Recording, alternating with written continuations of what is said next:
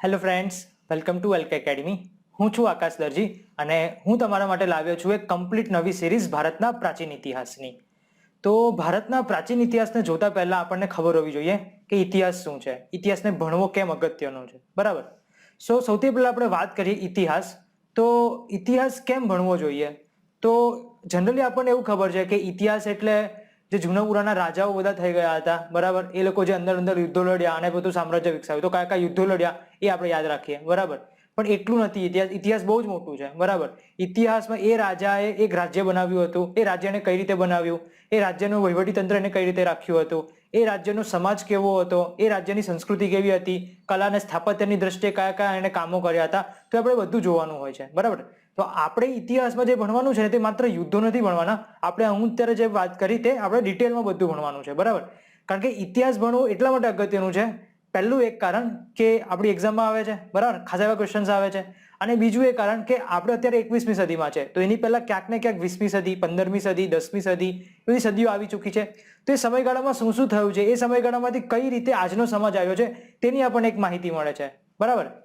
તમને બધાને ખબર જ છે ઇતિહાસની શરૂઆત ક્યાંથી થાય છે. હું તમને એક ક્વેશ્ચન પૂછું કે ભાઈ સૌથી પહેલો મનુષ્ય ક્યારે આવ્યો હતો, બરાબર, તો આપણને એવું ખબર છે કે ભાઈ પાષાણ યુગ, બરાબર. પાષાણ યુગમાં પહેલો મનુષ્ય આવ્યો જેને આપણે આદિમાનવ કહેતા હતા, બરાબર. તો એ આદિમાનવથી લઈને અત્યારનો મનુષ્ય એમાં કઈ કઈ રીતે વિકાસ થયો છે તે આપણે બધી માહિતી આપણા પ્રાચીન ઇતિહાસથી મળશે, બરાબર. પ્રાચીન ઇતિહાસનો સમયગાળો કયો છે એ બધું આપણે આગળ જતા ડિટેલમાં વાત કરીશું. પણ સૌથી પહેલી કન્ડિશન છે હવે આ લેક્ચર જોતા પહેલા કે આ લેક્ચર ભણવા માટે, કારણ કે ઘણા બધા લોકોને ઇતિહાસ એટલે સૌથી બોરિંગ સબ્જેક્ટ લાગતો હોય છે. પણ હું તમને ગેરંટી સાથે કહી શકું કે જો તમે પ્રાચીન ઇતિહાસના મારા બધા લેક્ચર જોશો તો તમને ઇતિહાસમાં સહેજ પણ કંટાળો નહીં આવે. પ્લસ સાથે સાથે તમને ઘણી બધી ઇન્ટરેસ્ટિંગ વાતો જાણવા મળશે અને તમને અંદરથી જિજ્ઞાસા થશે બધી જાણકારી મેળવવાની, બરાબર. એટલે સૌથી પહેલા તો ઇતિહાસના બધા લેક્ચર્સ તમે આખા ને આખા જોજો, અધૂરો મૂકીને ના જતા રહેતા પછી, કારણ કે જ્યારે બીજો વિડીયો આવશે ત્યારે તમને ખબર નહીં પડે, બરાબર. એટલે સૌથી પહેલા તો તમારે આખા લેક્ચર જોવાના છે બધા. અને બીજી વાત કે તમે જે પણ અહીંયા વાંચો છો કે હું જે કંઈ બોલું છું અને તમને નોટ ડાઉન કરવા જેવું લાગે છે તો તમે નોટ ડાઉન કરો. એવું નથી કે આપણે રાતે શાંતિથી સૂતા સૂતા વાંચીએ ટાઈમપાસ કરવા સારું, પિક્ચર જોતા હોય એવું નથી કરવાનું, બરાબર. આપણે પાસે અહીંયા જ્યારે પણ આપણે કરીએ તો તમારી પાસે અહીંયા નોટ અને પેન હોવી જોઈએ. કદાચ આ મારો વિડીયો 40 મિનિટ, 50 મિનિટ, 60 મિનિટ ગમે તેટલા મિનિટનો હોય, બરાબર, પણ તમને એ વિડીયો જોતા એટલીસ્ટ 2 થી 2.5 કલાક લાગશે, કે તમારી સાથે સાથે નોટ ડાઉન કરતું જવાનું છે. જો નોટ ડાઉન કરશો તો જ આગળની બધી વસ્તુઓ પછી ખબર પડશે. કારણ કે ક્યાં સુધી તમે વિડીયો જોઈ શકશો? એકવાર તમે જોઈ લીધું, બરાબર, પછી તમારે પાછું એને રિવાઇઝ કરવા વિડીયો થોડી જોશો, ત્યારે તો તમારે નોટ્સ જ ઉપયોગી થશે. એટલે સૌથી ઇમ્પોર્ટન્ટ વસ્તુ છે કોઈ પણ સબ્જેક્ટમાં, એવું નથી ઇતિહાસ, કોઈ પણ સબ્જેક્ટ હોય એમાં નોટ્સ બનાવવી સૌથી ઇમ્પોર્ટન્ટ છે, બરાબર. તો લેક્ચર જોતા જોતા તમારી સાથે સાથે નોટ્સ પણ બનાવવાની રહેશે. ઓકે, સો હવે આપણે સ્ટાર્ટ કરીએ આજનો લેક્ચર, ભારતનો પ્રાચીન ઇતિહાસ. સૌથી પહેલા આપણે વાત કરીએ કે ભાઈ ઇતિહાસ એટલે શું થાય. તો જનરલી એવું માનવામાં આવે કે ભાઈ ભૂતકાળના અભ્યાસને ઇતિહાસ કહીશું, બરાબર.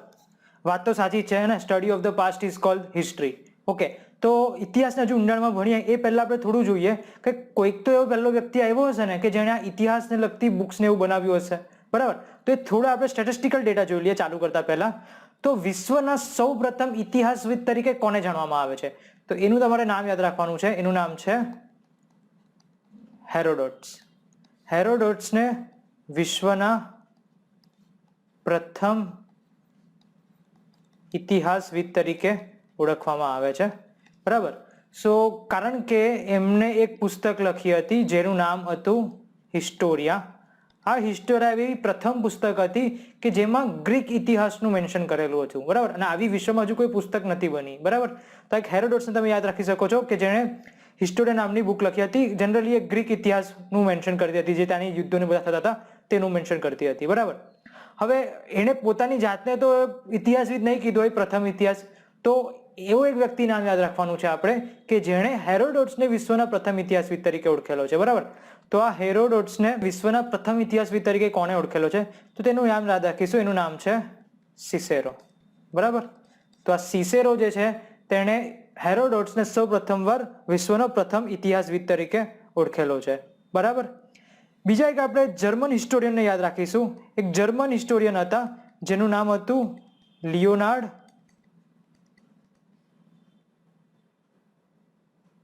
વોન રેન્કે. તો આ લિયોનાર્ડ વોન રેન્કેને આપણે ઓળખીશું ફાધર ઓફ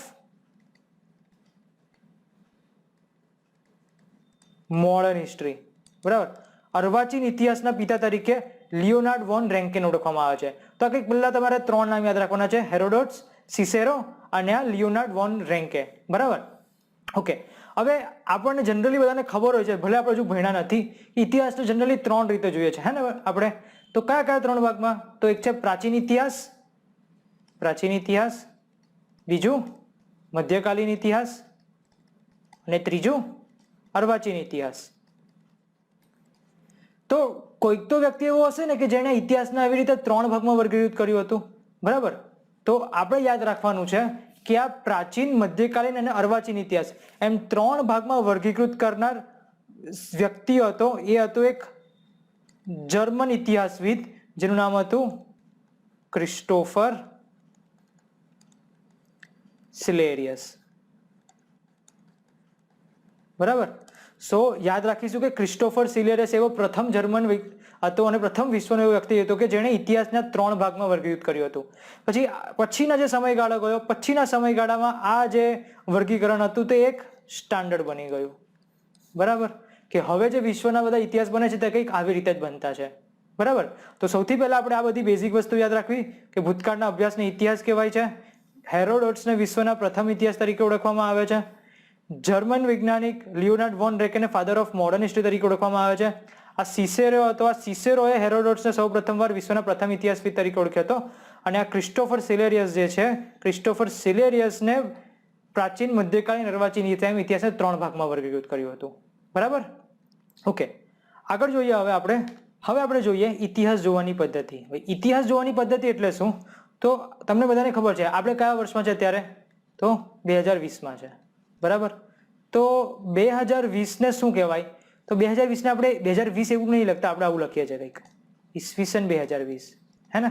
આપણે ઈસવીસન 2020 લખીએ છીએ, બરાબર. તો આ ઈસવીસન શું છે? તો એ જ આપણે જોવાનું છે અત્યારે, બરાબર. એને સમજતા પહેલા હું તમને કહું, જો તમે બધા સ્કૂલમાં આ વસ્તુ તો ભણી જ છે, એક્સિસ 0 1 2 3 4, આગળ શું આવે? તો આગળ માઇનસ આવે. આવું કંઈક સ્કૂલમાં આપણે ભણ્યા છે, બરાબર. હવે આપણે શું યાદ રાખવાનું છે? આપણે ઇતિહાસ જોઈએ છે, ઇતિહાસ જોવામાં તો જે 0 હોય એ 0 એટલે આપણા માટે એક રેફરન્સ છે. કેવો રેફરન્સ થાય? તો 0 ને આપણે ઓળખીશું ઈસુ ખ્રિસ્તનો જન્મ. એટલે ઈસુ ખ્રિસ્તના જન્મ પછીનો જે સમયગાળો થશે, બરાબર, ઈસુ ખ્રિસ્તના જન્મ પછીના સમયગાળાને આપણે ઓળખીશું ઈસવીસન તરીકે. અને ઈસુ ખ્રિસ્તના જન્મ પહેલાના સમયગાળાને આપણે ઓળખીશું ઈસવીસન પૂર્વે તરીકે, રાઈટ. બીજું, ઈસવીસનને આપણે ઇંગ્લિશમાં શું કહીશું? એને ઇંગ્લિશમાં કહીશું એડી. એડીનો ફૂલ ફોર્મ થશે એન્નો ડોમિની. એટલે કે મિનિંગ એવો થાય છે એન્નો ડોમિનીનો, ઇંગ્લિશમાં મિનિંગ એન્નો ડોમિનીનો એવો થાય છે in the year of lord. Okay, એવી જ રીતે ઈસવીસન પૂર્વેને આપણે ઓળખીશું બીસી તરીકે. બીસી એટલે શું થશે? તો બીસી એટલે થશે બિફોર ક્રાઇસ્ટ, બરાબર, ઈસુ ખ્રિસ્તના જન્મ પહેલાનો સમયગાળો. એવી જ રીતે બીસી ને બીજા BCE તરીકે પણ ઓળખવામાં આવે છે, જેનો મતલબ થાય છે બિફોર કોમન એરા. જ્યારે અહીંયા આપણે CE તરીકે પણ લખાય છે, એટલે કે ખાલી કોમન એરા, બરાબર. તો આટલું તમને ખબર હોવી જોઈએ ઇતિહાસ જોવાની પદ્ધતિમાં. કારણ કે હું તમને એવું કહું કે ભાઈ રામાયણ પહેલા થયું કે મહાભારત પહેલા થયું, તો બધાને મોસ્ટલી ખબર તો હોય છે કે ભાઈ રામાયણ પહેલા થયું. તો કેમ પહેલા થયું? કારણ કે રામ પહેલા આવ્યા હતા, કૃષ્ણ પછી આવ્યા હતા, ઓબ્વિયસલી, હે ને. હવે આપણે બધી બુક્સ ને આપણે બધા જે ગ્રંથો છે આપણા, બરાબર, તેમાં શું લખવામાં આવે છે કે રામાયણ મહાભારત થી 5000 વર્ષ પહેલા થયું હતું. પણ અત્યારે તો આપણે 2020માં છે, તો એનાથી 5000 તમે માઇનસ કરો તો -3000, એટલે એને 3000 પૂર્વે કહેવામાં આવે, એટલે કે 3000 BC તરીકે આપણે ઓળખીશું, બરાબર. એટલે ત્યારે એવું વસ્તુ આ કામમાં લાગે આપણને, જો ઇતિહાસ જોવાની પદ્ધતિમાં આટલું ખબર હોય તો. એટલે આઈ થિંક તમને હવે આ ક્લિયર હશે ભાઈ એડી શું કહેવાય, CE શું કહેવાય, BC શું કહેવાય અને આ BCE શું કહેવાય, બરાબર. તો આ ઇતિહાસ જોવાની પદ્ધતિમાં તમારે આટલું અહીંયા યાદ રાખવું. ઓકે, હવે જોઈએ કે ભાઈ ભારતમાં ઇતિહાસ જે લખાય છે તે કઈ રીતે લખાય છે, બરાબર. હવે આપણે એમ જોઈએ બીજા બધા દેશો, તો બીજા બધા દેશોમાં ત્યાંની જે ઘટનાઓ થઈ છે એને એકદમ ક્રોનોલોજીકલી ઓર્ડરમાં લખવામાં આવે, એક વ્યવસ્થિત રીતે ગોઠવવામાં આવે છે. પણ ભારતનો જે ઇતિહાસ હતો ને ઘણા લાંબા સમયથી તે કંઈક યુગોમાં હતો. લાઈક સૌથી પહેલા આવેલો સતયુગ, પછી આવેલો ત્રેતાયુગ, પછી આવે દ્વાપર યુગ અને પછી કળયુગ. તેવા માધ્યમથી આપણા પુરાણોમાં ઇતિહાસનું લેખન થયેલું જોવા મળે છે. એ પુરાણો જે છે આપણા તે ઇતિહાસ જાણવા માટેના બેસ્ટ સ્ત્રોત પણ છે, કારણ કે તેમાંથી એ પુરાણો જ્યારે રચાયા હતા ત્યાં સુધીના ઘણા બધા રાજાઓની આપણને માહિતી પ્રાપ્ત થઈ હોય છે. બરાબર. આપણે સૌથી પહેલા યાદ રાખીશું કે ભારત માટે ઇતિહાસનો સર્વપ્રથમ એવો ગ્રંથ કયો હતો. બરાબર. તો એક આપણે આ વસ્તુ યાદ રાખવાની છે કે ઈસવીસનની 12મી સદીમાં કલ્હણે રાજતરંગીણી નામના કાશ્મીરનો ઇતિહાસ લખ્યો હતો. બરાબર. તો યાદ રાખવાનું છે આપણે, કલ્હણને યાદ રાખીશું. કયો ગ્રંથ? તો રાજતરંગીણી ગ્રંથ. શેના માટે છે? તેમાં કાશ્મીરનો ઇતિહાસ લખેલો છે. આપણા માટે સૌથી અગત્યનું છે. બરાબર. જે પ્રાચીન ભારતીયો ઇતિહાસ વિશે અજાણ ન હતા તે આ વાતની સાબિતી આપે છે. એટલે પ્રાચીન ઇતિહાસકારો પણ એ લોકો પોતાની હિસ્ટ્રી શું હતી તે એ લોકોને ખબર હતી, અને આ એનો એક બેસ્ટ ગ્રંથ છે, કલ્હણે બનાવેલું રાજતરંગીણી. બરાબર. ઓકે. 18મી સદીમાં અંગ્રેજોએ ભારત પર પોતાનું રાજ સ્થાપવાની શરૂઆત કરી હતી. બધાને જ ખબર છે એ વસ્તુ, જેની વજહ આપણે પછી આગળ જતા કરીશું. તેમણે પ્રાચીન ભારતનો ઇતિહાસ અને ભારતીય સમાજ વિશે જાણવા માટે ભારતના ઘણા બધા ગ્રંથોનો અંગ્રેજી ભાષામાં અનુવાદ કર્યું હતું. જ્યારે આપણે જોઈશું આગળ જતા કે બ્રિટિશરો જ્યારે આવે છે ત્યારે એમને ભારતની સંસ્કૃતિને બધા જાણવામાં ખાસ એવી રૂચિ હોય છે. એટલે ભારતના જે બધા સંસ્કૃત બધા ગ્રંથો હતા એને અંગ્રેજીમાં અનુવાદ કરાવે છે. ઇવન મુગલ્સ પણ જે આવ્યા હતા તેને પણ પોતાનો ટ્રાન્સલેશન ડિપાર્ટમેન્ટ બનાવ્યું હતું. તો એવું બધું પણ આપણે આગળ જતા જોઈશું. સૌથી અગત્યની વસ્તુ એ છે આમાં કે પ્રાચીન ભારતનો ઇતિહાસ અને સંસ્કૃતિ જાણવા માટે ઈસવીસન 1784માં રોયલ એશિયાટિક સોસાયટી ઓફ બેંગાલની સ્થાપના કરવામાં આવી હતી. આ એક યાદ રાખીશું આપણે. 1784માં સ્થાપના શેની કરવામાં આવી હતી? તે કરવામાં આવી હતી રોયલ એશિયાટિક સોસાયટી ઓફ બેંગાલની સ્થાપના કરવામાં આવી હતી 1784માં કલકત્તામાં. બરાબર. એ વખતે ભારતમાં બ્રિટિશ શાસન હતું અને બ્રિટિશ શાસનમાં એ વખતે બંગાળના ગવર્નર હતા. બરાબર. એ બંગાળના ગવર્નર અહીંયા કોણ હતા? તો અહીંયા એકચ્યુઅલી બંગાળના ગવર્નર જનરલ હતા જેનું નામ હતું વોરન હેસ્ટિંગ્સ. તો એ વોરન હેસ્ટિંગ્સના સમયગાળા દરમિયાન આ રોયલ એશિયાટિક સોસાયટી ઓફ બેંગાલની સ્થાપના કરવામાં આવી હતી, કે જેમાં આ બધા પ્રાચીન ભારતના જે પુરાતત્વ, એમાં પ્રાચીન ભારતના અમુક જે અવશેષો બધા હોય એક સાચવવામાં આવતા. આજે પણ એ એશિયાટિક સોસાયટી અસ્તિત્વ ધરાવે છે, કે આજે એક મોટા મ્યુઝિયમ અને લાઇબ્રેરી તરીકે કાર્યરત છે. બરાબર. આ ઉપરાંત એ લોકોએ મનુસ્મૃતિનો અંગ્રેજીમાં અનુવાદ કરાવ્યો હતો અને તેના દ્વારા જર્મન વિદ્વાન મેક્સ મુલરે ભારતની ઐતિહાસિક માહિતીનું નિરૂપણ કર્યું હતું. અંગ્રેજોએ પ્રાચીન ભારતીય ભાષાઓ જાણવાને પણ પ્રયત્ન કર્યા હતા. અંગ્રેજ વિદ્વાન જેમ્સ પ્રિન્સેપે અશોકના શિલાલેખની લિપિ ઉકેલી હતી અને વિન્સન્ટ આર્થર સ્મિથે અર્લી હિસ્ટ્રી ઓફ ઇન્ડિયા નામનું પુસ્તક લખ્યું હતું. બરાબર. આ વસ્તુ એક ખાસ યાદ રાખજો તમે, આગળ જતા ઘણી કામમાં આવશે કે અશોકના શિલાલેખની લિપિ કોણે ઉકેલી હતી? તે હતો જેમ્સ પ્રિન્સેપ. અને આ અર્લી હિસ્ટ્રી ઓફ ઇન્ડિયા જે પ્રાચીન ભારતના ઇતિહાસને લાગતો સર્વપ્રથમ એક ગ્રંથ કહેવામાં આવે છે, અર્લી હિસ્ટ્રી ઓફ ઇન્ડિયા, જે કોના દ્વારા લખવામાં આવ્યો છે? તો એ લખવામાં આવ્યો છે વિન્સન્ટ આર્થર સ્મિથ દ્વારા. બરાબર. પણ આ ગ્રંથ બ્રિટિશ દ્રષ્ટિકોણથી લખાયેલો હતો, એટલે બ્રિટિશરો એમાં પોતાના ગુણ ગાઈને ભારતીયોને નીચા દર્શાવેલા છે. એટલે ઘણા બધા જે ભારતીયો જે લોકો હતા તેને માન્યતા નતા આપતા. એટલે ઘણા બધા એ વખતના જે વિદ્વાનો હતા એ લોકોએ પછી પ્રયત્ન કર્યો હતો કે પોતે એક ભારતના ઇતિહાસ બનાવે.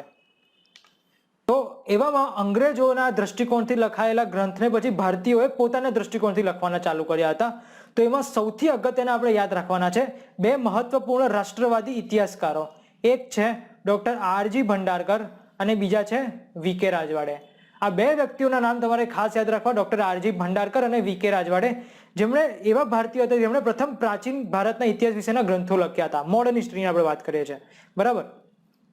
એટલે સ્વતંત્રતા બાદ ભારતીય ઇતિહાસ લેખનમાં બહુ બધા પરિવર્તન આવવા લાગ્યા. ધીમે ધીમે રાજકીય ઇતિહાસને સ્થાને સામાજિક, આર્થિક અને સાંસ્કૃતિક ઇતિહાસ પર લખાણ લખવામાં આવ્યા. A.L. Basham the wonder that was ઇન્ડિયાના લેખક અને D.D. Kosambi introduction in the study of Indian હિસ્ટ્રીના લેખક, તેમણે આવા અગત્યના અમુક ગ્રંથો લખ્યા હતા. એટલે અહીંયા ક્વેશ્ચન આપણા માટે ઘણા બધા છે કે ભાઈ દુનિયાના પ્રથમ ઇતિહાસવિદ તરીકે કોને ઓળખવામાં આવે? હેરોડોટ્સને. હેરોડોટ્સને પ્રથમ ઇતિહાસવિદ કોણે કીધું? તો એ સિસેરોએ કીધું. પછી એવો કોણ હતો કે જેને મોડર્ન હિસ્ટ્રીના ફાધર તરીકે ઓળખવામાં આવે છે? તે હતો લિયોનાર્ડ વોન રેન્કે. બરાબર. એના પછી આપણે જોઈએ આગળ તો ભારતના ઇતિહાસકાર તરીકે કોને ગણવામાં આવે છે? કલ્હણને, કારણ કે એમણે રાજતરંગીણી નામનો ગ્રંથ લખ્યો હતો. બરાબર. પછી ભારતીય પ્રાચીન ઇતિહાસને લગતો સૌથી આધારભૂત ગ્રંથ કયો મનાય છે? તો એ છે early history of India, Vincent Arthur Smith દ્વારા લખવામાં આવ્યું હતું તે, બરાબર. ત્યાર પછી જોઈએ કે એવા ભારતીય કયા હતા અર્વાચીન ઇતિહાસમાં કે જેમણે રાજકીય ઇતિહાસને ધ્યાનમાં લઈને જે બ્રિટિશ દ્રષ્ટિકોણથી ગ્રંથો લખાતા હતા તેને સુધાર્યા હતા. તે હતા આરજી ભાંડારકર અને વી કે રાજવાડે. ત્યાર છતાં રાજકીય ઇતિહાસની જગ્યાએ હવે સામાજિક, સાંસ્કૃતિક અને આર્થિક ધોરણે જે ગ્રંથો લખાયા હતા તેમાં સૌથી અગત્યના કોણ હતા? તે હતા એલ બાશમ અને કોસાંબી, બરાબર. તો આટલા અમુક નામો તમારે અહીંયા ઇમ્પોર્ટન્ટ યાદ રાખવાના છે. ઓકે, હવે આપણે વાત કરીએ મેઇન આજનો જે લેક્ચર જે છે તે અત્યાર સુધી જે આપણે જોયું તે ઇતિહાસની જસ્ટ આપણે ઓવરવ્યૂ જોયું કે ભાઈ ઇતિહાસમાં આપણે બેઝ કોનો છે, મતલબ કોણ કોણ એવા વ્યક્તિઓ હતા કે જેમણે ઇતિહાસ વિશે કંઈક લખ્યું છે, બરાબર. એટલું તમારે બેઝિક યાદ રાખવું. પણ મેઇન આપણો જે લેક્ચર ચાલુ થાય તે અહીંયાથી ચાલુ થાય છે, સ્ત્રોતોથી. કારણ કે આપણે જે પણ ઇતિહાસ ભણવાના છે તે કશેક ને કશેક તો લખાયેલો છે, એ બધાને આપણે કમ્પાઇલ કરીને પછી આપણી જે બધી પુસ્તકો છે એમાં લખવામાં આવે છે, રાઈટ. તો એ સ્ત્રોતો કયા કયા છે એ જોવાના છે. તો સૌથી પહેલા સ્ત્રોતો વિશે જાણતા પહેલા આપણે એનું એક વર્ગીકરણ જોઈએ, તો સ્ત્રોતોનું વર્ગીકરણ કઈ રીતે થાય છે. તો યાદ રાખીશું કે સ્ત્રોતોને આપણે જનરલી બે ભાગમાં વર્ગીકૃત કરીશું. પહેલા ભાગને આપણે કહીશું અલેખિત સાધનો અને બીજો ભાગ છે લેખિત સાધનોનો. અલેખિત સાધનો એટલે મોસ્ટલી આપણે એને ઇંગ્લિશમાં શું કહીશું? તો આર્કિયોલોજીકલ એવિડન્સ, જે ખોદકામ કરતા જે બધું મળી આવે છે તે બધું અલેખિત સાધનો. જ્યારે લેખિત સાધનો આપણે બીજા બે ભાગમાં વર્ગીકૃત કરી શકીએ છીએ. કયા કયા બે ભાગો? તો એકને જ્યારે લેખિત સાધનો આપણે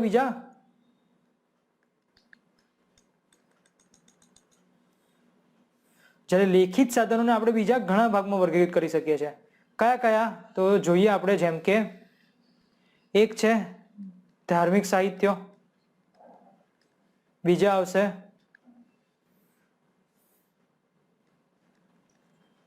ધર્મેતર સાહિત્ય, પછી આવે છે સિક્કાઓ, પછી આવે છે શિલાલેખો, પછી છે સ્મારકો, પછી આવે છે મૂર્તિઓ, રાઈટ. સાથે સાથે એક બીજું આપણે લેખિત અને લેખિત કમ્બાઈન તરીકે ઓળખીએ લેખિત સાધનોમાં, તો એ આવે છે વિદેશી મુસાફરોના વૃત્તાંતો.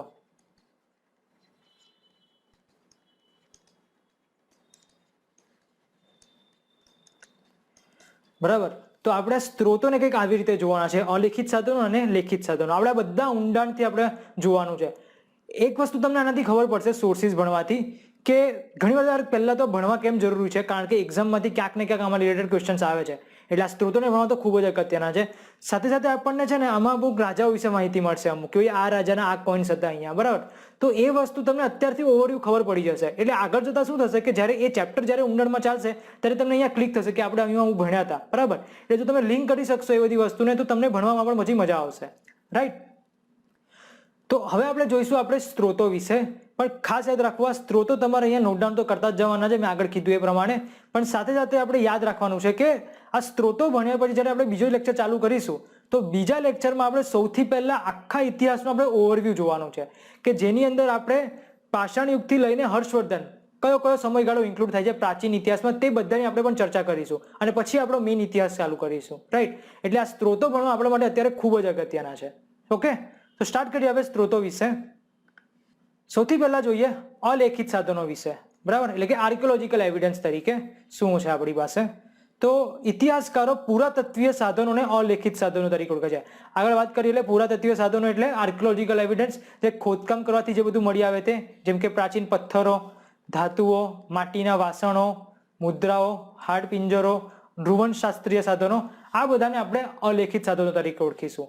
હવે આ બધા સાધનોમાં કઈ કોઈ પણ પ્રકારની લેખિત સામગ્રી અહીંયા જોવા નથી મળતી, પરંતુ દટાયેલા શહેરો, ગામડાઓ અને ઉપર જણાવેલ અલેખિત સાધનોમાંથી ઇતિહાસકારો વૈજ્ઞાનિક ઢબે ઇતિહાસનું સર્જન કરે છે, બરાબર.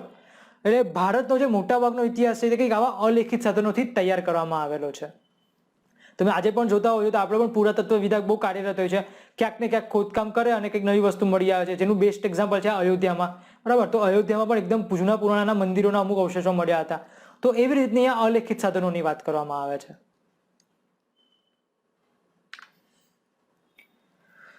સો પ્રાચીન ભારતના આવા ભૌતિક અવશેષના અભ્યાસ પુરાતત્વ શાસ્ત્રની મદદ થાય છે, જેને આપણે આર્કિયોલોજી કહીએ છીએ, બરાબર. ઇંગ્લિશમાં પુરાતત્વ શાસ્ત્રને ઇંગ્લિશમાં આર્કિયોલોજી કહેવામાં આવે છે.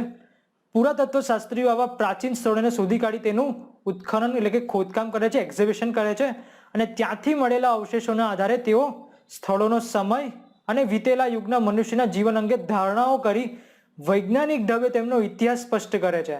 એટલે ભારતમાં આ પ્રમાણે પુરાશાસ્ત્રીઓ દ્વારા અનેક સાંસ્કૃતિક બાબતો શોધી કાઢવામાં આવેલી છે. આગળ તો તેની આપણને ઊંડાણમાં ખબર પડશે કે શું શું મળી આવ્યું છે, રાઈટ. એટલે 14 લાખ વર્ષ પહેલાના માનવના પુરાવાથી લઈને હડપ્પીય સમય સુધીના એક મોટા ગાળાનો ઇતિહાસ જે આપણને અલેખિત સાધનોથી મળે છે.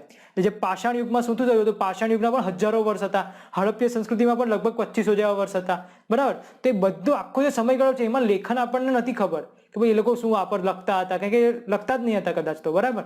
તો લેખિત સાધનો આપણને ક્યાંથી મળે એ સમયગાળા? તો આપણને જે પણ ખબર પડી છે એ બધી હડપ્પીય સભ્યતા છે કે પાષાણ યુગ છે, તો તેની માહિતી આપણને અહીંયા આર્કિયોલોજીથી જ ખબર પડે છે. એક ઉદાહરણ આપ્યા છે, પુરા પાષાણ યુગ, મધ્ય પાષાણ યુગ, નવ પાષાણ યુગ, તામ્ર પાષાણ યુગ, તામ્ર કાંસ્ય યુગ, લોહ યુગ. તો આ બધા યુગોની માહિતી આપણને ખાલી અલેખિત સાધનોથી મળે છે.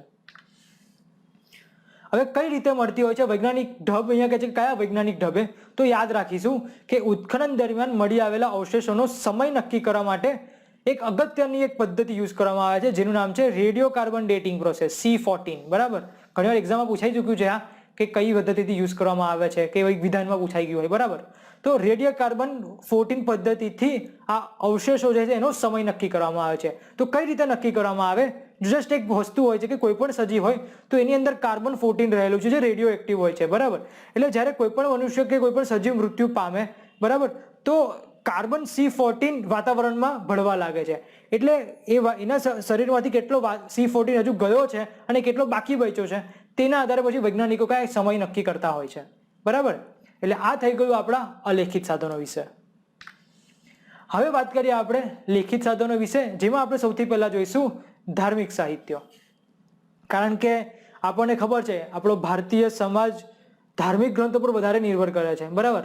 એટલે આપણા માટે સૌથી અગત્યના ધાર્મિક સ્ત્રોતો છે. હવે ધાર્મિક સ્ત્રોતો બહુ જ બધા છે આપણી પાસે, પણ આજના લેક્ચરમાં સ્ત્રોતોમાં આપણે ખાલી નામ અને થોડું ઘણું જ જોવાનું છે, કારણ કે આગળ જતા આપણે આખો એક વૈદિક યુગ ભણવાનો છે, તો તેમાં આપણે બધા વેદો, ઉપનિષદો એમાં ડિટેલમાં ભણવાનું છે, બરાબર. એટલે એની ઊંડાણમાં ચર્ચા આપણે નથી કરવાની, જસ્ટ આપણે અત્યારે અહીંયા ઓવરવ્યૂ જોઈશું, બરાબર.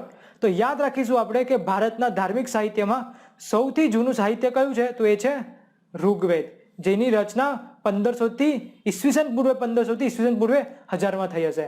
આગળ વાત કરી ઈસવીસન પૂર્વે એટલે શું? તો જીસસ ક્રાઇસ્ટના જન્મ પહેલાના 1500 વર્ષ, બરાબર.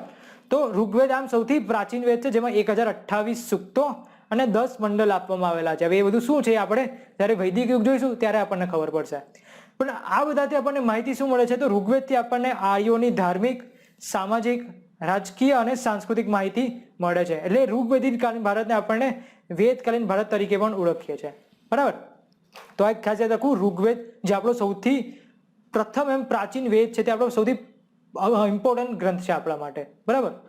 ઋગ્વેદ સિવાય બીજા અન્ય 3 વેદો પણ રચાયા હતા. જનરલી બધાને ખબર જ હોય છે કયા કયા વેદ છે. એટલે કુલ વેદો 4 છે. કયા કયા? ઋગ્વેદ, પછી યજુર્વેદ, સામવેદ અને અથર્વવેદ. આ ત્રણેય વેદો પાછળથી રચાયા હતા, પહેલા ઋગ્વેદ રચાયો હતો. લગભગ ઈસવીસન પૂર્વે 1000 ને પછી આ 3 વેદોની રચના થઈ હતી. આ ત્રણેય વેદોમાં મંત્રો, પ્રાર્થનાઓ, અનુષ્ઠાન અને સાંસારિક બાબતોનો સમાવેશ થાય છે. પાછળ જતા પછી વૈદિક સાહિત્યમાં બ્રાહ્મણ ગ્રંથો, આરણ્યકો, મહાકાવ્યો, ઉપનિષદો, પુરાણો, જૈન ગ્રંથો અને બૌદ્ધ ગ્રંથો પણ આવે છે. હવે એ બધા ગ્રંથોમાં કયું કયું શું શું હોય છે એની ઊંડાણમાં ચર્ચા આગળ જતા કરવાની છે. અત્યારે આપણે કોઈ ઊંડાણમાં ચર્ચા નથી કરવી. આ સિવાય અમુક ધર્મસૂત્રનો પણ સમાવેશ થાય છે. મહાકાવ્ય આપણા 2 છે, એ અત્યારે યાદ રાખી લો. એ કયા કયા? તો ભાઈ રામાયણ અને મહાભારત. બધાને ખબર છે રામાયણ કોને બનાવ્યું છે, મહાભારત કોને બનાવ્યું છે. થોડું ઉદાહરણમાં જોઈએ હજુ તો પુરાણોથી પણ આપણને ઐતિહાસિક સામગ્રી મળે છે. પુરાણ એક બહુ મસ્ત સ્ત્રોત છે ભણવા માટેનો. એનાથી ગુપ્ત યુગ એટલે કે ઈસવીસનની 4થી 5મી સદી સુધીની માહિતી મળે છે પુરાણોથી, બરાબર. રચનાકાળ બહુ સ્પષ્ટ નથી. ભાગવત પુરાણ, મત્સ્ય પુરાણ, વિષ્ણુ પુરાણ, ગરુડ પુરાણ એ અગત્યના ગણાય છે. ઉપનિષદો આવે છે પછી અગત્યના, જે વેદોના અંતમાં રચાયા હતા ઉપનિષદો, એટલે એને વેદાંત પણ કહેવામાં આવે છે. એની સંખ્યા કેટલી છે? તો એની કરતા 100 કરતા પણ વધારે છે. એની સંખ્યા એક્ઝેક્ટ જોઈએ તો એની સંખ્યા એક્ઝેક્ટ 108 છે. તો કુલ ઉપનિષદોની સંખ્યા 108 છે. વેદોના અંતમાં રચાયા હતા એટલે એને વેદાંત કહેવામાં આવે છે. જેમાં તત્કાલીન ભારતની મહત્વપૂર્ણ આધ્યાત્મિક ઉન્નતિનું દર્શન થાય છે. આત્મા અને પરમાત્માને લગતી મહાન તત્વજ્ઞાનની પૂર્ણ ચર્ચાઓનો સમાવેશ તેમાં કરવામાં આવે છે.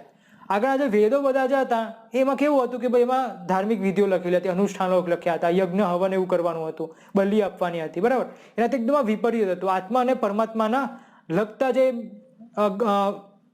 તત્વચિંતનો હોય તો તેને અનુલંબીને ઉપનિષદો લખાયા હતા કે એમાં કોઈ ધાર્મિક વિધિઓ કરવી એવું બધું નહોતું લખવામાં આવ્યું, બરાબર. અમુક ઇમ્પોર્ટન્ટ એક્ઝામ્પલ છે કેઠોપનિષદ, કેન ઉપનિષદ, માંડુક્ય ઉપનિષદ, મુંડક ઉપનિષદ જેવા ઐતિહાસિક આપણના અગત્યના ઉપનિષદો છે. ઉત્તર વૈદિક કાળ એટલે જે પશ્ચાત વૈદિક કાળ હતો તે ઈસવીસન પૂર્વે 600 સુધીનો ગણાય છે, બરાબર. અને ઈસવીસન પૂર્વે 6ઠી સદીમાં હિન્દુ સાહિત્યના ધર્મસૂત્ર અને ગૃહસૂત્રોની રચના જોવા મળે છે. સાથે સાથે બૌદ્ધ અને જૈન ધર્મ સાથે સંકળાયેલ સાહિત્યો પણ આપણને જોવા મળે છે.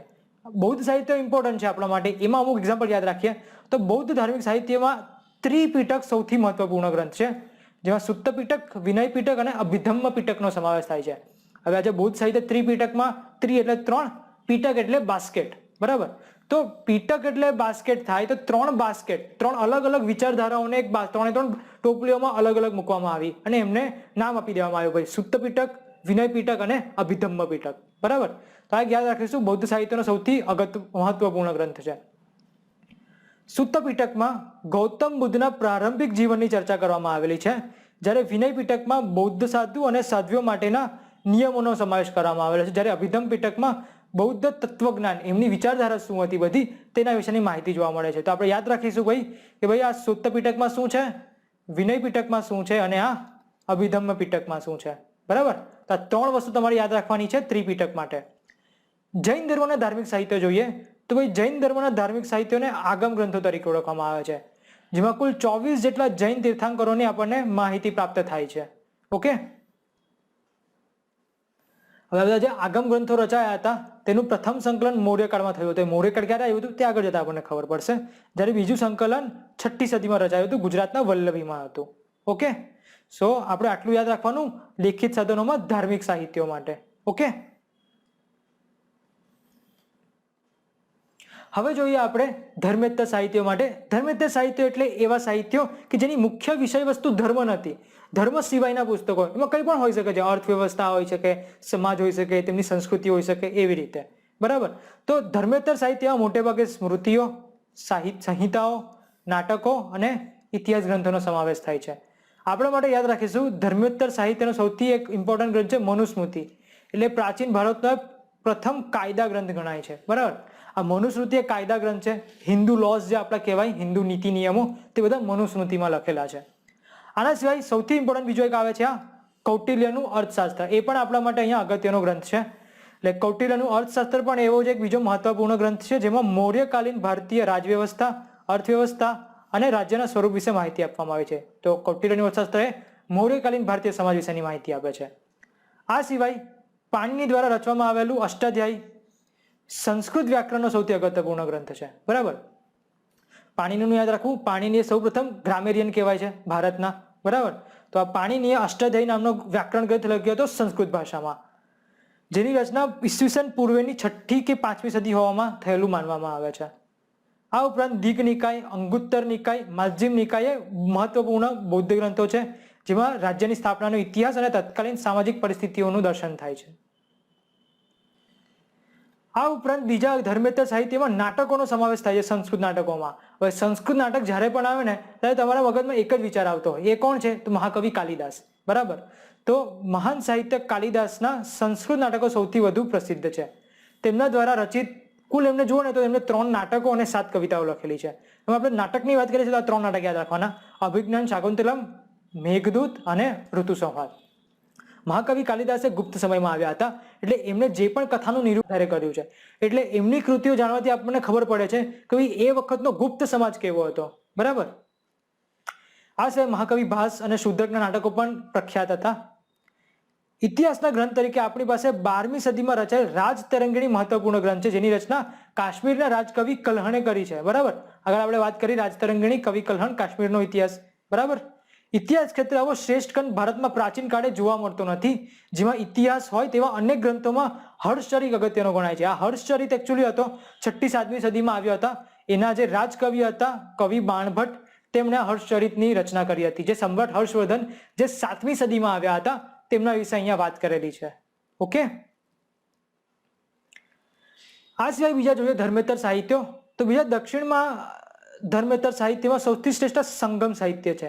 એટલે જ્યારે આપણે દક્ષિણ ભારતનો ઇતિહાસ જોઈશું ને ત્યારે સંગમ સાહિત્ય આપણે ઊંડાણમાં ચર્ચા કરવાની છે, જેની રચના તામિલ ભાષામાં થઈ છે અને એના રચયિતા બધા કવિઓ છે.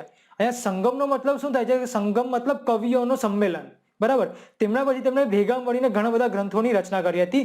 એ બધા ગ્રંથોને આપણે ટૂંકમાં સંગમ સાહિત્ય તરીકે ઓળખીએ છીએ. ઓકે, સો મદુરાઈમાં બધા સંગમ થયા હતા 3 બરાબર.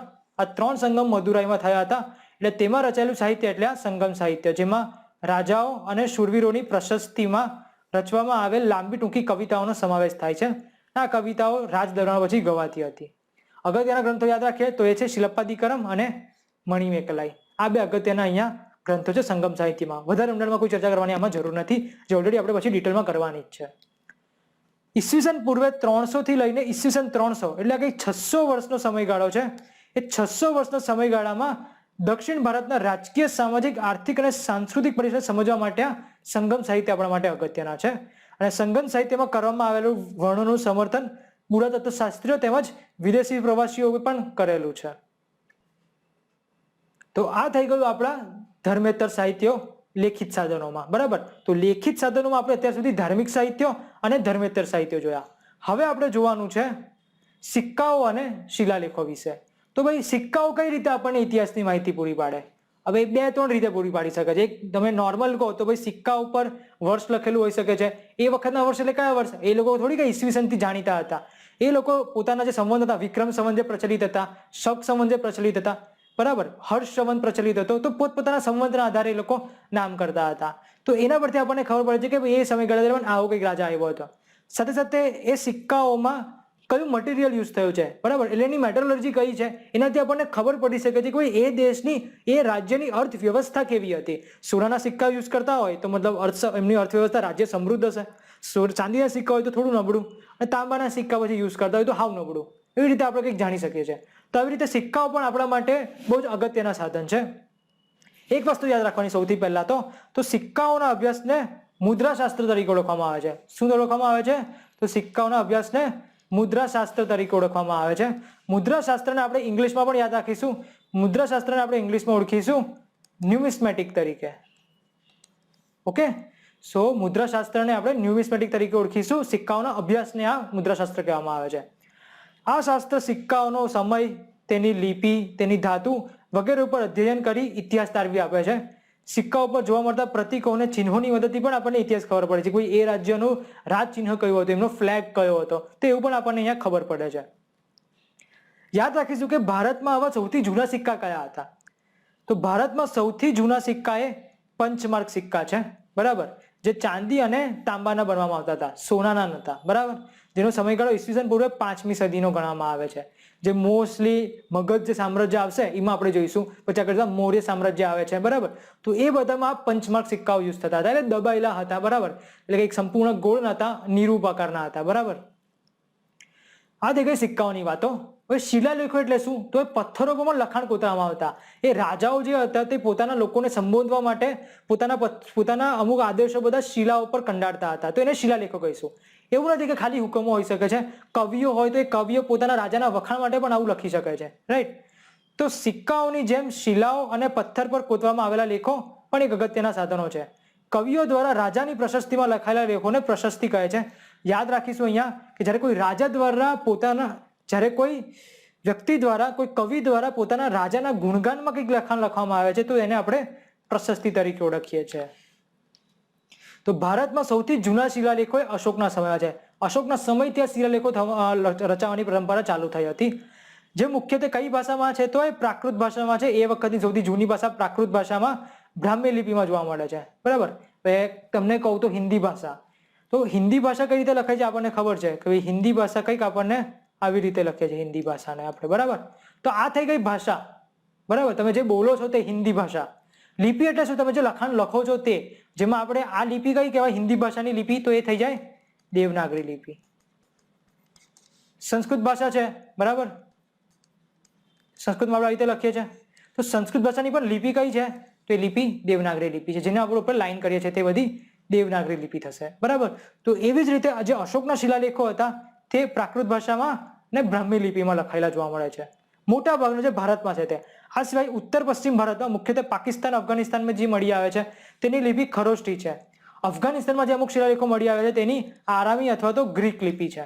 એટલે તમે જુઓ ને તો અશોકના શિલાલેખો પ્રાકૃત ભાષામાં છે, અલગ અલગ લિપિમાં છે. બ્રાહ્મી લિપિ છે, ખરોષ્ઠી લિપિ છે, આરામી લિપિ છે, ગ્રીક લિપિ છે. તો એ અલગ અલગ લિપિમાં જોવા મળે છે. એકવાર એક્ઝામમાં પૂછાઈ ચૂક્યું છે તો તમે યાદ રાખી શકો છો કે અશોકના શિલાલેખો કઈ કઈ ભાષામાં કઈ કઈ લિપિમાં છે.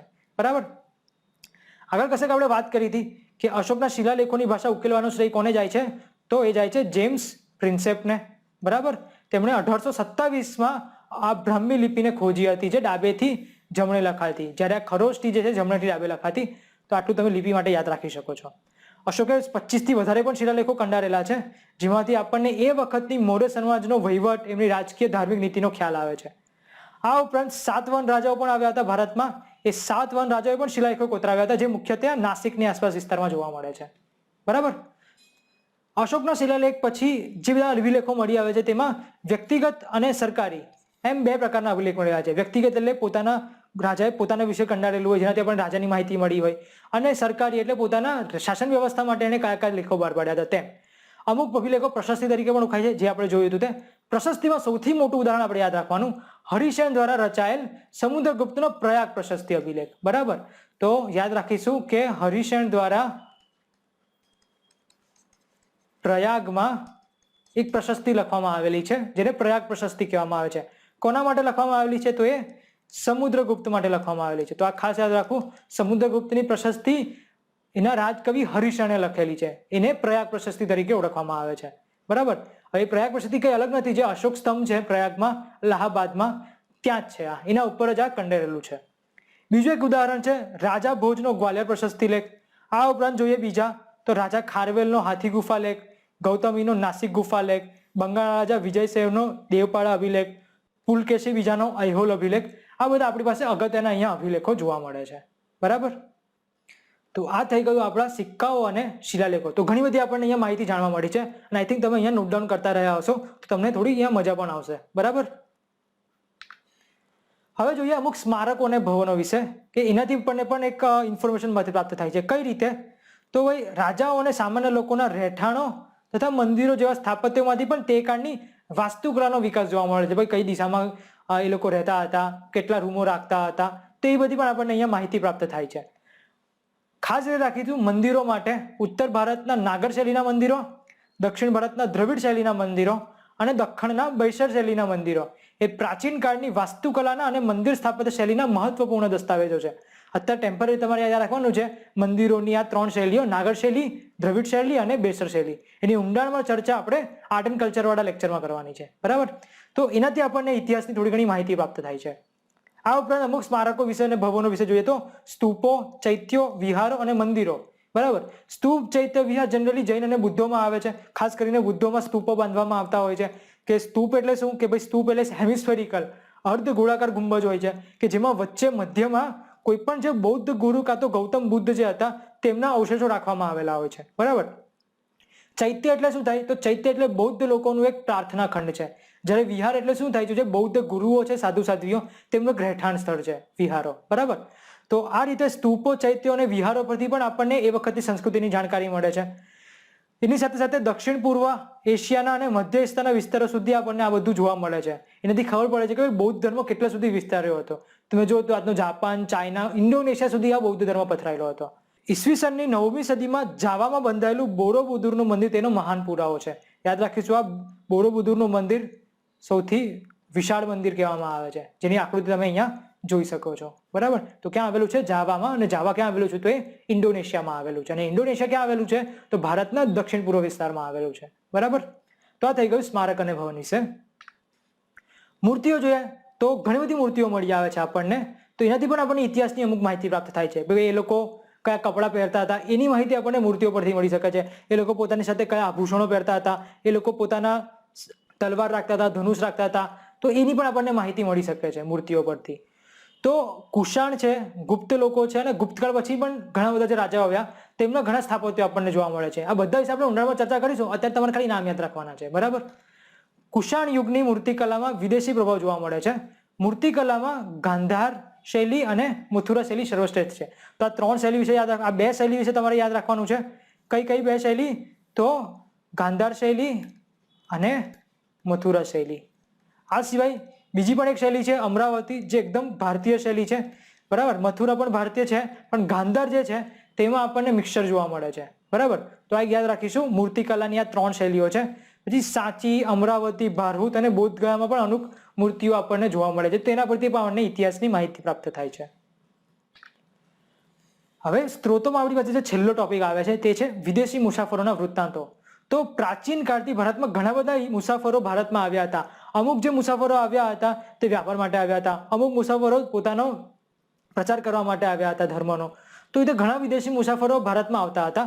તો એ લોકોએ પણ ભારતમાંથી અમુક વસ્તુઓ લઈ ગયા હતા અને પછી એમણે પોતાની પુસ્તકોમાં આપણી ઇતિહાસનું મેન્શન કરેલું છે. તો આવી રીતે વિદેશી મુસાફરોએ પણ આપણી માટે ઘણું બધું લખેલું હોય છે. તે પણ આપણે ઇતિહાસ બનાવવા માટે અગત્યના સ્ત્રોત છે. તો જોઈએ આપણે એના માટે ભાઈ, પ્રાચીન કાળથી ભારત વિદેશો સાથે સંપર્કમાં રહ્યું છે. અનેક વિદેશીઓ ભારતમાં આવતા રહ્યા છે અને ભારત વિશે જે કાંઈ લખ્યું છે તે પણ ઇતિહાસ જાણવામાં મહત્વપૂર્ણ સાધનોમાં સ્થાન પામે છે. પ્રાચીન ભારતમાં ગ્રીસ, રોમ અને ચીનમાંથી યાત્રાળુઓ આવ્યા હતા. કેટલાક રાજદૂતો હતા, તો ભાઈ કેટલાક ધર્મના અભ્યાસ માટે આવતા, તો કેટલાક વેપાર વાણિજ્ય માટે આવતા હતા. તો આવી રીતે આગળ વાત કરી પ્રમાણે ઘણા બધા કારણસર એ લોકો આવતા હતા અને પછી આવીને ભારત માટે ઘણું બધું લખતા પણ હતા, બરાબર. તો ભાઈ એ જ જોઈએ કે ભાઈ વિદેશી મુસાફરોમાં કયા કયા ઇમ્પોર્ટન્ટ આવ્યા હતા અને એમણે કયું સાહિત્ય રચ્યું હતું. તો સૌથી પહેલા આપણે યાદ રાખીશું એમાં કે ભાઈ ચંદ્રગુપ્ત મૌર્યના શાસનકાળમાં એક અગત્યનો રાજદૂત આવ્યો હતો જેનું નામ હતું મેગસ્થીનસ. આ મેગસ્થીનસ બહુ જ ઇમ્પોર્ટન્ટ છે કારણ કે મેગસ્થીનસ જે હતો તેણે આ ઇન્ડિકા નામનો એક ગ્રંથ લખ્યો હતો. હવે મેગસ્થીનસ કોણ હતો? તો જ્યારે સિકંદર એટલે કે અલેક્ઝાન્ડરે ભારત પર ચડાઈ કરી હતી ત્યારે એક સેનાપતિ હતો જેનું નામ હતું સેલ્યુકસ નિકાટોર, બરાબર. સિકંદરની તો મૃત્યુ થઈ જાય છે, પણ સેલ્યુકસ નિકાટર પછી એનું સામ્રાજ્ય વધારવાના પ્રયત્ન કરે છે અને એવામાં તેની ચંદ્રગુપ્ત મૌર્ય સાથે લડાઈ થાય છે અને હારી જાય છે, બરાબર. ત્યાર પછી સેલ્યુકસ નિકાટોર અને મૌર્ય સામ્રાજ્ય એટલે ભારત અને ગ્રીક વચ્ચે ખાસા એવા સારા સંબંધ બની જાય છે, જેના કારણે પછી સેલ્યુકસ નિકાટોર એક રાજદૂત મેગસ્થીનસને ભારતમાં મૌર્ય યુગના દરબારમાં મોકલે છે અને પછી ત્યાં ઇન્ડિકા નામનો મહત્વપૂર્ણ ગ્રંથ લખે છે. હાલમાં ઇન્ડિકા ગ્રંથ અવેલેબલ નથી. ઘણા બધા એના પર નાના નાના ટુકડા તો મળ્યા છે, બરાબર, પણ એનાથી ખાસી જાણકારી નથી મળતી. પણ અમુક ગ્રીક લેખકો છે, એ ગ્રીક લેખકોએ પોતાની પુસ્તકોમાં ઇન્ડિકાના ઘણી બધી વાતો કરેલી છે. એટલે એના બધી ખબર તો પડે છે કે કોઈ ઇન્ડિકા નામનો કોઈ ગ્રંથ હતો અને એમાં બહુ અગત્યની માહિતીઓ પણ લખેલી હતી. એટલે આ મૂળ ગ્રંથ ઉપલબ્ધ તો થતો નથી, પરંતુ તેના પછીના ગ્રીક લેખકોએ તેમના ગ્રંથોમાં ઇન્ડિકાનો સંદર્ભ અવારનવાર નાખ્યો છે. ઇન્ડિકામાં ચંદ્રગુપ્ત મૌર્યની શાસન વ્યવસ્થા, ભારતની સમાજ વ્યવસ્થા અને વેપાર વાણિજ્ય જેવી આર્થિક બાબતોની મૂલ્યવાન માહિતી આપેલી છે. આ સિવાય બીજી જોઈએ તો ઈસવીસનની પ્રથમ અને બીજી સદીમાં ગ્રીક અને રોમન લોકો ભારતીય વેપારી મથકો અને અગત્યના બંદરો વિશે માહિતી આપી હતી. એમાં સૌથી એક અગત્યનું છે ટોલેમીનું નેચરલ જિયોગ્રાફી, બરાબર. તો ટોલેમીનું નેચરલ જિયોગ્રાફી અને અમુક પ્લિનીના ગ્રંથો એ આપણા માટે અગત્યના છે, જેનાથી આપણને ભારતના એ વખતના જે અગત્યના બંદરો, પોર્ટ્સ જે હતા તેની માહિતી મળે છે. સાથે સાથે એક અજ્ઞાત લેખક છે, તેને પણ પોતાના ભારતીય બંદરો વિશે પોતાની પુસ્તકમાં લખેલું છે. હવે લેખક કોણ છે એ ખબર નથી, અજ્ઞાત લેખક છે. એ લેખકે આ પુસ્તક લખેલી છે પેરીપ્લસ ઓફ ધી એરિથ્રિયન સી.